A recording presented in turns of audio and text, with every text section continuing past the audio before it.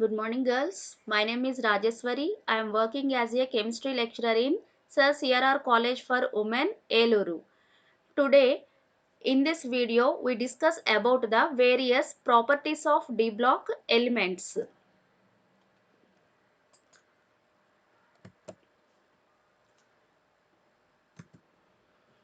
So, properties of D block elements. In this, we discuss about the magnetic properties and catalytic properties of the D block elements. So, first one is magnetic properties. On the basis of magnetic properties, substances are classified into two types, that is paramagnetic substances and diamagnetic substances. First one is paramagnetic substances. Substances which are weakly attracted into the magnetic field are called paramagnetic. These substances lose their magnetism on removing the magnetic field. Paramagnetism is caused by the presence of unpaired electrons, and since most of the transition metal atoms have unpaired d electrons, they are paramagnetic in behavior. So first ఏమనుకుంటున్నాం మనం ఇక్కడ paramagnetic substances అని consider చేసుకుంటున్నాం. So paramagnetic substances అనేవి ఏంటంటే substances ఏవైతే field apply చేసినప్పుడు magnetic field weakly attract అవుతాయో, అంటే తక్కువ అట్రాక్ట్ అవుతాయో వాటిని ఆ సబ్స్టెన్సెస్ని పారామాగ్నెటిక్ సబ్స్టెన్సెస్ అనేసి చెప్తాము. సో అవేంటి అంటే మనం ఫీల్డ్ రిమూవ్ చేసినప్పుడు అవి వాటి యొక్క మ్యాగ్నెటిజంని లాస్ అయిపోతాయి. ఇంకా పారామాగ్నెటిజం అనేది ఎలా వస్తుంది మనకి అంటే due to the presence of unpaired electrons. అంటే అన్పెయిర్డ్ ఎలక్ట్రాన్స్ కనుక ప్రెజెంట్ అయి ఉంటే మనం తీసుకున్న ఎలిమెంట్స్ కానీ లేదా కాంపౌండ్స్లో అప్పుడు అవి పారామాగ్నెటిజంని చూపిస్తాయి అని చెప్తాం. So paramagnetism is caused by the presence of unpaired electrons. So మనం తీసుకున్న ట్రాన్సిషన్ మెటల్ ఆటమ్స్లో మోస్ట్ ఆఫ్ ది ఎలిమెంట్స్కి అన్పెయిర్డ్ డి ఎలక్ట్రాన్స్ ఉన్నాయి కాబట్టి maximum number of transition metal atoms అనేవి ఏ మ్యాగ్నెటిజంని చూపిస్తాయి, పారామాగ్నెటిజంని చూపిస్తాయి అన్నమాట. సో సెకండ్ వన్ వచ్చి diamagnetic substances. Substances which are repelled by the magnetic field are called diamagnetic. Diamagnetism is caused by the presence of unpaired electrons. Since all the elements except hydrogen atom contain filled electronic shells, some diamagnetism is shown by all substances. The simple example for diamagnetic substance is sodium chloride. So second one ఏమనుకుంటున్నాం మనం ఇక్కడ diamagnetic substance అని consider చేసుకుంటున్నాం. So diamagnetic substances అనేవి ఎలా behave చేస్తాయి అంటే field apply చేసినప్పుడు అవి repelled by the magnetic field. Okay, అదే పారామాగ్నెటిక్ సబ్స్టెన్స్ అయితే ఏం చెప్తున్నాము, weakly attracted by the magnetic field అంటున్నాం. ఇక్కడ డయామాగ్నెటిక్ సబ్స్టెన్సెస్ తీసుకున్నప్పుడు ఏంటి అంటే repelled by the magnetic field. So మరి ఇక్కడ డయామాగ్నెటిజం ఎలా వస్తుంది అంటే due to the presence of paired electrons. అంటే మనకి ఇక్కడ పెయిరింగ్ ఆఫ్ ఎలక్ట్రాన్స్ కనుక ప్రెజెంట్ అయి ఉంటే మనం తీసుకున్న సబ్స్టెన్సెస్ కానీ లేదా ఆటమ్స్లో పెయిర్డ్ ఎలక్ట్రాన్స్ కనుక ప్రెజెంట్ అయి ఉంటే అప్పుడు అవి డయామాగ్నెటిజంని చూపిస్తున్నాయి అనేసి చెప్తాం అనమాట. ఓకే, సో మనం తీసుకున్న ప్రతి elements almost all elements have filled electronic shells. ఎన్నో కొన్ని ఫిల్డ్ ఎలక్ట్రానిక్ షెల్స్ ఉంటాయి కాబట్టి సో అన్ని ఎలిమెంట్స్ ఎక్సెప్ట్ హైడ్రోజన్ ఎలిమెంట్ తప్ప మిగతా అన్ని ఎలిమెంట్స్ కూడా ఎంతో కొంత డయామాగ్నెటిజంని చూపిస్తాయి అని చెప్తున్నాం. ఓకే, సో డయామాగ్నెటిక్ సబ్స్టెన్సెస్కి సింపుల్ ఎగ్జాంపుల్ ఏది కన్సిడర్ చేసుకోవచ్చు మనం ఇక్కడ అంటే sodium chloride. So illustration of paramagnetism and diamagnetism. So పారామాగ్నెటిజంని ఇంకా డయామాగ్నెటిజంని ఇల్లస్ట్రేట్ చేయడానికి ఒక సింపుల్ ఎగ్జాంపుల్ అనమాట. ఏంటి అంటే మనం ఇక్కడ ఒక చిన్న డయాగ్రామ్స్ కన్సిడర్ చేసుకుంటున్నాము చూడండి. సో ఫస్ట్ ఏం తీసుకున్నాం ఇక్కడ డయామాగ్నెటిక్స్ మెటీరియల్ని తీసుకున్నాం. ఇప్పుడు ఏదైనా ఒక డయామాగ్నెటిక్ రాడ్‌ని గనక తీసుకొని మనము ఫీల్డ్‌ని అప్లై చేశామనుకోండి. ఇక్కడ N means north pole and S means south pole. ఈ నార్త్, సౌత్ పోల్స్ అంటే మ్యాగ్నెటిక్ ఫీల్డ్‌ని అప్లై చేసి దాంట్లో డయామాగ్నెటిక్ రాడ్‌ని గనక ప్రెజెంట్ చేస్తే, ఆ ఫీల్డ్‌లో గనక ప్లేస్ చేస్తే ఏమవుతుందంట? ఆ రాడ్ అనేది right angle to the field direction. అంటే ఫీల్డ్ డైరెక్షన్‌కి అపోజిట్‌గా అలైన్‌మెంట్ జరుగుతుందనమాట. అంటే అది ఫీల్డ్ డైరెక్షన్‌లో కాకుండా దానికి అపోజిట్‌గా అలైన్ అయ్యి ఉంటుంది. అంటే right angles to the field అనేసి చెప్తాం. అదే పారామాగ్నెటిక్ రాడ్‌ని గనుక ప్రెజెంట్ చేశామనుకోండి, మ్యాగ్నెటిక్ ఫీల్డ్‌లో తీసుకెళ్ళి పెడితే, ప్లేస్ చేస్తే ఏమవుతుంది ఇక్కడ అంటే మనకి parallel to the field direction జరుగుతుంది అలైన్‌మెంట్ అనేది. అంటే మనకి ఫీల్డ్ ఏ డైరెక్షన్‌లో అయితే మనం ఫీల్డ్ అప్లై చేశామో అదే డైరెక్షన్‌లో ఆ రాడ్ యొక్క అలైన్‌మెంట్ అనేది జరుగుతుంది. సో, అప్పుడు ఏం చెప్తాము? Paramagnetic material is parallel to the field direction అనేసి చెప్తాం. సో, ఇక్కడ మనం ఏం కన్సిడర్ చేసుకుంటున్నాము అంటే since each unpaired electron is regarded as a micromagnet having a certain value of magnetic moment. The total magnetic moment of a cation depends upon the number of unpaired electrons and is given by the formula. Okay. ఇక్కడ మనము ప్రతి unpaired ఎలక్ట్రాన్‌ని కూడా ఎలా consider చేసుకుంటున్నాము అంటే, ఒక చిన్న magnet కింద కన్సిడర్ చేసుకుంటున్నాం. So, having a certain value of magnetic moment. So, ఒక మాగ్నెట్ కింద కన్సిడర్ చేసుకుంటున్నాము అంటే, దానికి ప్రతి దానికి కూడా ఎంతో కొంత మాగ్నెటిక్ మొమెంట్ అనేది ఉంటుంది. సో, ఆ total magnetic moment of a cation, అక్కడ ఉన్న టోటల్ మాగ్నెటిక్ మొమెంట్, మనం తీసుకున్న క్యాటయాన్ యొక్క total magnetic moment depends upon the number of unpaired electrons. దేని మీద డిపెండ్ అయ్యి ఉంటుందని చెప్తున్నారు ఇక్కడ? నంబర్ ఆఫ్ అన్‌పెయిర్డ్ ఎలక్ట్రాన్స్ మీద డిపెండ్ అయ్యి ఉంటుంది అని చెప్తున్నారు.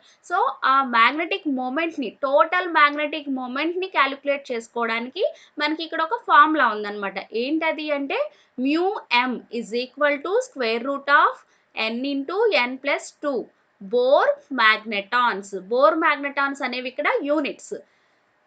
So, where n is the number of unpaired electrons. మీరు తీసుకున్న కాంపౌండ్‌లో ఎన్ని అన్‌పెయిర్డ్ ఎలక్ట్రాన్స్ అయితే ప్రెజెంట్ అయ్యి ఉంటాయో, ఆ నంబర్‌ని మనం ఎలా కన్సిడర్ చేసుకుంటున్నాము? n అనేసి కన్సిడర్ చేసుకుంటున్నాం. So, for example in case మీరు తీసుకున్న కాంపౌండ్‌లో గనక 1 అన్‌పెయిర్డ్ ఎలక్ట్రాన్ ప్రెజెంట్ అయ్యి ఉంటే, that is n is equal to 1. అప్పుడు మనకి ఫార్ములాలో 1ని సబ్స్టిట్యూట్ చేస్తే వాల్యూ ఎలా వస్తుంది? μm is equal to square root of 1 into 1 plus 2. 1 plus 2 అంటే 3. సో, 1 ఇంటూ 3 అంటే square root of 3 is equal to 1.73 Bohr magneton. Similarly, when n is equal to 2, in case n number of unpaired electrons గనక 2 అయితే అప్పుడు μm is equal to square root of 2 into 2 plus 2. 2 plus 2 అంటే ఎంత? 4 అవుతుంది కాబట్టి 2 into 4 ఎంత? 8. Square root of 8 అన్నమాట. దాని వాల్యూ ఎంత వస్తుంది ఇక్కడ మనకి అంటే 2.83 Bohr magneton. In case if n is equal to 3, n value గనక 3 అయితే అంటే మీరు తీసుకున్న కాంపౌండ్‌లో నంబర్ ఆఫ్ అన్‌పెయిర్డ్ ఎలక్ట్రాన్స్ గనక 3 ప్రెజెంట్ అయ్యి ఉంటే μm is equal to square root of 3 into 3 plus 2. 3 plus 2 అంటే 5. 3 ఇంటూ 5 స్క్వేర్ రూట్ ఆఫ్ 15. దాని వాల్యూ ఎంత వస్తుంది అంటే 3.87 బోర్ మాగ్నెటాన్ అండ్ సో ఆన్. అలాగే మనకి ఉన్న అన్‌పెయిర్డ్ ఎలక్ట్రాన్స్‌ని బట్టి మనం తీసుకున్న కాంపౌండ్‌లో ఎన్ని నంబర్ ఆఫ్ అన్‌పెయిర్డ్ ఎలక్ట్రాన్స్ ఉంటే ఆ నంబర్‌ని తీసుకొచ్చి ఈ మాగ్నెటిక్ మొమెంట్ ఫార్ములాలో గనక సబ్స్టిట్యూట్ చేసుకుంటే మనకి total magnetic moment of the compound అనేది వస్తుందన్నమాట ఈ ఫార్ములా నుంచి. ఏంటా ఫార్ములా అంటే μm is equal to square root of n into n plus 2 Bohr magneton. So, measurement of magnetic మొమెంట్‌కి ఇక్కడ 2 మెథడ్స్‌ని యూజ్ చేసుకోవచ్చనమాట. ఏంటవి అంటే ఫారడే మెథడు, అలాగే గాయ్ మెథడ్. సో, జనరల్‌గా మనం ఎక్కువగా యూజ్ చేసే మెథడ్ ఏంటి అంటే Gouy method using Gouy balance. So, ఈ గాయ్ బ్యాలెన్స్ అనేది ఎలా ఉంటుంది అంటే లైక్ ఇన్ దిస్ వే డయాగ్రామ్‌లో చూపించినట్టుగా గాయ్ బ్యాలెన్స్ అనేది ఉంటుందనమాట. దీన్ని యూజ్ చేసి మ్యాగ్నెటిక్ మొమెంట్‌ని మనం మెజర్ చేసుకుంటాం. Okay. So next one is catalytic properties. The catalytic activity of transition metal is due to the presence of vacant n-1 d orbitals. Second one is change in oxidation state of the metals, that is they have the ability to exhibit variable valencies. And the third one is they have a tendency to form complex compounds. So next property enti second one వచ్చి catalytic properties. So what is catalyst? Catalyst is a compound which is present in the chemical reactions, which is used to speed up to increase the rate of the reaction. So the catalytic activity of transition metals is due to, జనరల్గా transition metals తీసుకుంటే మనం కెటలిస్ట్ల కింద ఎక్కువగా use చేస్తాం. So ఆ catalytic activity అనేది transition మెటల్స్కి ఎందుకు ఉంటుంది అంటే due to the presence of vacant n-1 d orbitals. n-1 d vacant orbitals ఉండడం వల్ల, ఇంకా వేరియబుల్ వ్యాలెన్సీని ఎగ్జిబిట్ చేయడం వల్ల, అంటే మనకి ట్రాన్సిషన్ ఎలిమెంట్స్ తీసుకున్నప్పుడు ఏం చెప్పుకున్నాం, నెంబర్ ఆఫ్ ఆక్సిడేషన్ స్టేట్స్ని ఎగ్జిబిట్ చేస్తాయి అని చెప్పుకున్నాం. సో అలా నెంబర్ ఆఫ్ వేరియబుల్ వ్యాలెన్సీస్ని ఎగ్జిబిట్ చేయడం వల్ల నెక్స్ట్ ఇంకా ఏంటి అంటే ఈ ట్రాన్సిషన్ మెటల్స్కి కాంప్లెక్సెస్ని ఫామ్ చేసే టెండెన్సీ ఉంటుంది. కాబట్టి ఈ 3 రీజన్స్ వల్ల మనకి ట్రాన్సిషన్ మెటల్స్ అనేవి కెటలిటిక్ ప్రాపర్టీని చూపిస్తాయి అన్నమాట. So some of the examples of transition metals showing catalytic property. So మనం జనరల్గా యూజ్ చేసే ట్రాన్సిషన్ మెటల్స్ ఏవైతే మనం కెటలిస్ట్ల కింద యూజ్ చేస్తున్నామో వాటికి కొన్ని ఎగ్జాంపుల్స్ అనమాట. ఏంటి ఫస్ట్ వన్ అంటే nickel is used for hydrogenation of oils. ఆయిల్స్ని హైడ్రోజనేషన్ చేయడంలో నికెల్ని కెటలిస్ట్ కింద యూజ్ చేస్తాం అనమాట. అండ్ సెకండ్ వన్ ఏంటి అంటే iron and molybdenum catalyst are used for the manufacture of ammonia. So already మీకు తెలిసి ఉంటుంది అమోనియాని మ్యానుఫ్యాక్చరింగ్ చేయడానికి ఏ ప్రాసెస్ని యూజ్ చేస్తాము, హ్యాబర్స్ ప్రాసెస్ని యూజ్ చేస్తాం. సో ఇన్ హ్యాబర్స్ ప్రాసెస్లో nitrogen plus hydrogen gives rise to ammonia అనేసి రియాక్షన్ వేసుకుంటాం.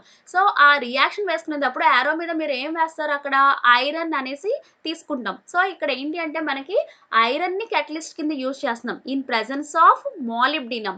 ఆ యారో కింద మనం ఏం రాసుకుంటాము, మాలిబ్డినం అనేది సింబల్ వేసుకుంటాం. సో ఐరన్ని ఇక్కడ కెటలిస్ట్ కింద తీసుకుంటున్నాము in presence of molybdenum. So ఇక్కడ ఏంటి అంటే మాలిబ్డినం మనకి ఎలా యాక్ట్ చేస్తుంది అంటే లైక్ ఏ ప్రమోటర్ అనమాట, ప్రమోటర్ కింద యాక్ట్ చేస్తుంది. And third one is vanadium oxide is used in manufacture of sulphuric acid by contact process.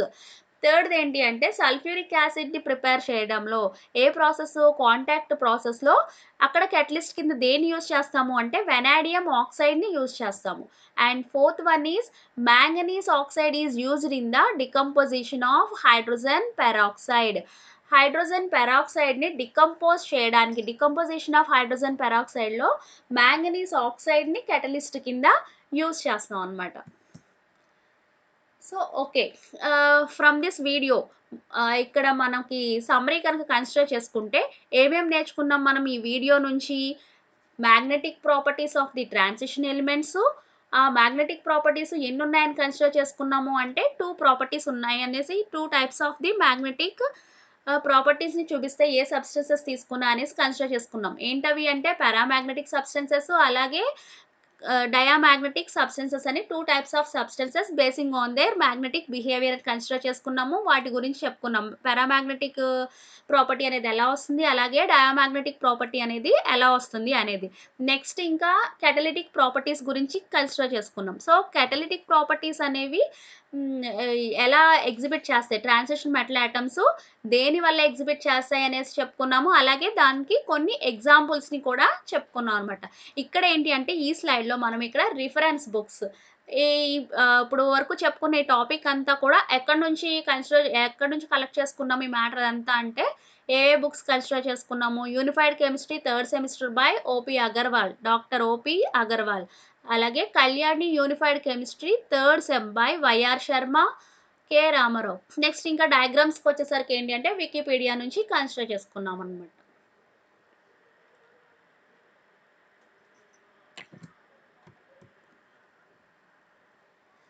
Okay, thank you.